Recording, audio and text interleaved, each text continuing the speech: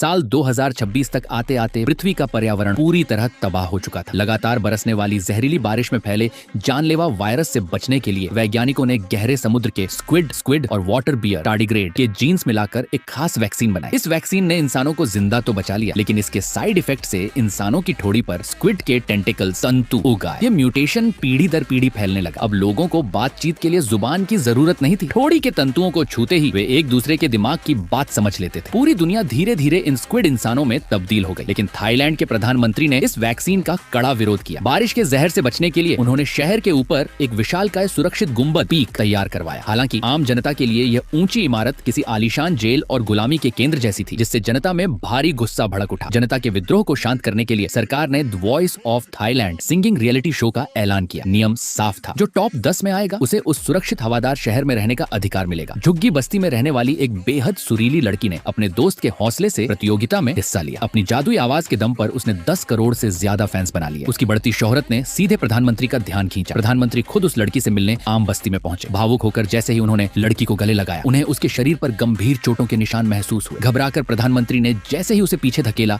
लड़की के चेहरे का नकाब नीचे गिर गया। सामने का खौफनाक सच देखकर पूरी दुनिया सन्न रह गई। जो प्रधानमंत्री दुनिया के सामने वैक्सीन का विरोध कर रहे थे, उन्होंने अपनी ही सत्ता के पीछे गुप्त रूप से लोगों पर वैक्सीन के जबरन परीक्षण करवाए थे। लड़की की ठोड़ी पर फैले तंतु साफ गवाही दे रहे थे। उस पल निचले तबके के लोगों को समझ आ गया कि सरकार ने उन्हें बहुत पहले ही मरने के लिए छोड़ दिया था।